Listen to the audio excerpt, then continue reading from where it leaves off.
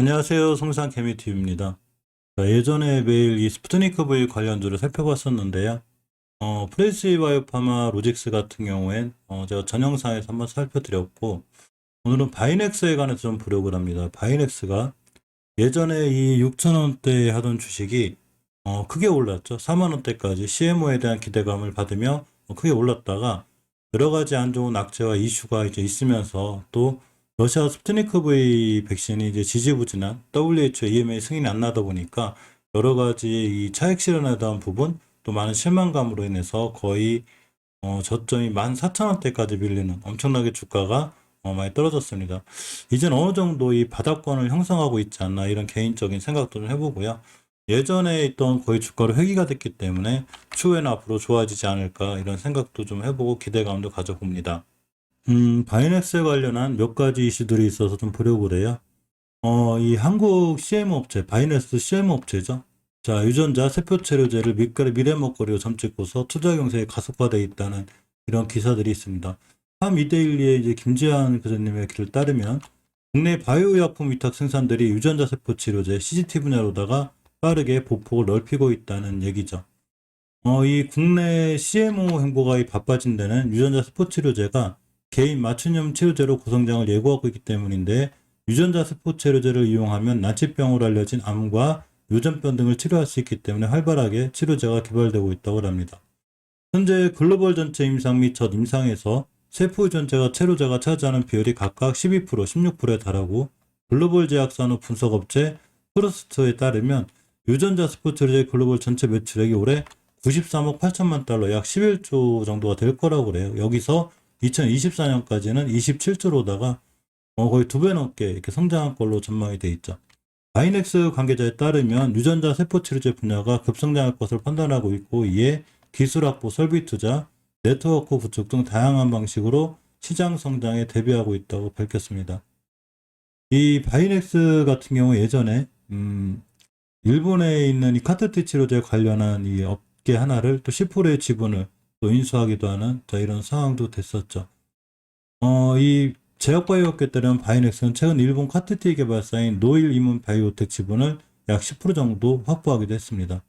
삼성바이오로직스 같은 대형 회사도 CMR 다각화 전략으로 CGT 생산시설 투자 계획을 세우기도 했죠. 그만큼 이제 이 CGT 시장이 굉장히 커질 수 있는 이런 상황이 되고 있습니다.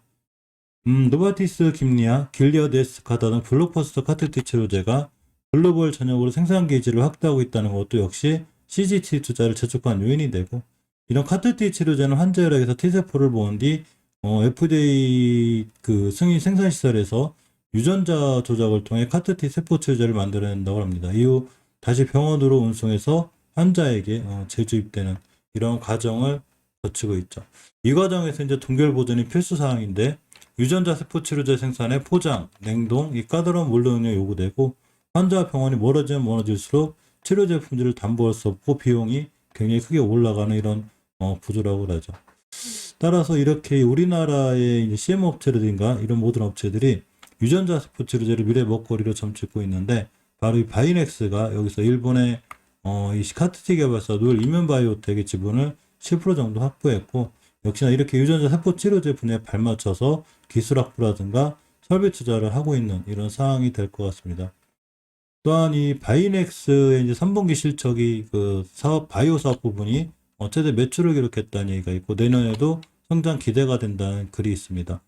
환경바이오 인사이트에 따르면 신한금융투자의 분석 결과인데요. 올 3분기 바이오 산업 부분에서 사상 최대 실적을 냈다고 그랬고, 바이넥스가 내년에는 증설도 예정됐기 때문에 실적 성장성과 신사업 동력을 모두 확보했다고 판단했습니다. 이 바이넥스는 3분기 연결 재무제표 기준 매출 334억 원을 기록했고, 전년 동기 대비 1.3% 늘어난 수치죠. 영업이익이 33억 원으로 작년 3분기에 비해 35% 정도는 약간 줄어있는 상황이 됩니다. 올해 이 시각적으로부터 약간 좀 안 좋은 이 조치를 받으면서 주가가 많이 밀렸는데, 이제 좀 반등해줬으면 하는 바람도 가져보고, 이 유럽 시각장에서 현장 시사 재개됐는데, 바로 우리나라 바이오 업계들 몇 군데를 방문을 했죠. 그중에 역시 바이넥스도 방문한 걸로 알고 있습니다. 22일 업계에 따르면 이달 초 EMA 관계자들이 입국해서 바이넥스, 프리스바이오로직스의 생산시설을 연달아 방문했고 현장 실사를 진행했습니다. 유럽 시장에서 만주의약품을 수출하거나 승인을 위한 임상 시험을 하려면 EMA로부터 생산시설에 대해 실사 점검을 받아야 되는데 코로나19로 그동안 미뤄졌던 현장 실사가 다시 재개된 걸로 이렇게 알려져 있죠. 이렇듯 이제 이 우리나라 CMO 업체들이 슬슬 기지개를 필 때가 됐는데 실질적으로 이 CMO 업체들이 스푸트니크 V 백신에 대한 CMO 기대감으로 올라왔던 부분이 많았기 때문에 지금 스푸트니크 V의 지지부진한 이런 걸로 인해서 주가들이 많이 밀려져 있던 것도 사실입니다. 바이넥슨이 고객사의 바이오약품을 생산하기로 위한 송도 생산시설에 대해 이달 중순 EMA 형전시설을 모두 마쳤다고 얘기했고 바이넥슨 오송과 송도에 500에서 5000리터의 중소형 바이오리액터를 비롯해 총 12,000리터의 생산 실부를 갖췄다고 합니다. 바이넥스의 주요 고객사로는 베링거 인게라임, 제넥신, 하늘바이오파마, 파미신 등이 있다고 하죠. 여기서 발맞춰서 프레스바이오로직스, 파마도 역시 전부 다 이 EMA의 현장 시사를 받았는데 그동안 코로나19 때문에 방문이 지연됐다가 전부 다 이번에 다 실사를 받은 이런 상황이 됩니다. 실질적으로 스푸트니크 V 관련이 많이 밀려 있어서 상당히 걱정들이 많으신데 바이넥스 같은 경우는 월봉에서 대바닥권에 있고 주봉에서는 아직 중기 추세 턴을 아직 못 해놨어요. 완벽하게 중기 추세 턴이 되기 위해선 5주선 돌파 안착과 함께 서로 이격을 보여주는 과정이 필요한데 아직 그렇지 못하고 있죠. 이건 아직은 매수세가 약하다는 얘기예요. 일봉에서 보면 일단은 약간은 다중바닥을 그리고 있는 형태긴 하고 오늘 21선을 돌파해주면 좋은데 21선 돌파 후에 안착하고 다시는 21선 리틀하지 않아야 좋고 그렇게 되려면 역시나 매수세가 강해야 되죠.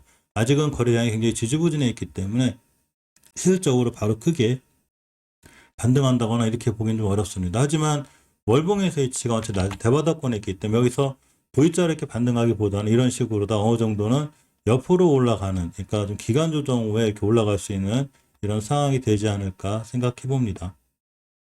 그 외에 다른 스푸트니크 V 관련주들도 좀 보면 프레시지 바이오로직스 같은 경우 굉장히 많이 밀렸죠. 그 저점인 8,800원까지 반등해주고 있는데 다행인 거는 저번 주에 중기 추세를 확증시켜주는 5주선 회복했어요. 따라서 오늘 화요일인데 수목금 상거래일 안에 이 5주선만 잘 지켜주면 이번 주 한 주 쉬고 다음 주에 돌아나갈 수 있는 이런 여건까지는 만들어 놓았습니다. 일봉에서도 이렇게 잘 타고 올라가다 이제 오늘 같은 날 사실 지수가 좀 밀리고 있죠. 지금 시간이 이제 11월 23일 10시 17분 정도로 지나고 있는데 코스피 시장 0.64%, 코닥 시장 1.49% 밀리면서 자 이렇게 5일선이 들어가고 있죠. 이렇게 되면 제가 항상 이 잘 타고 올라가던 주식을 급하게 쫓아가지 말고 21선까지 밀려줄 때 매수해 주는 게 좋은데 프레시바이오로직스 같은 경우에 5일선 깨고 21선 내려오면 가격이 1,700원대가 돼요. 이 근처에서 매수 깨면 손절 이렇게 대응하는 게 좋아 보이고 프레시바이오파마 같은 경우도 지금 잘 타고 올라가고 있는데 사실 많이 밀렸었죠. 이 친구들도 많이 밀렸다가 이거는 꼭 이 파마나 프레시로직스에서만 해당되는 건 아니고 우리나라 제약바이오 전체들이 크게 부침을 겪으면서 이런 상황이 됐습니다. 일단 5주선 근처까지 밀릴 수 있고 5주선 가격이 얼마냐면 23,900원, 24,000원대가 돼요. 따라서 24,000원대가 와서 돌아나가면 깨면 매수하지 않거나 이렇게 하는 게 좋고 그 가격대는 일봉에서 보면 21선 근처 가격이 되기 때문에 역시나 이렇게 21선까지 밀렸다 돌아나간다? 그럼 추가로 매수할 수 있는 이런 상황이 있습니다. 원체 많이 밀려있기 때문에 사실 회사 갖고 있는 펀더멘털에 비해서 더 밀리지 않을 수 있는 그런 확률이 더 높을 것도 같다는 게 개인적인 생각입니다.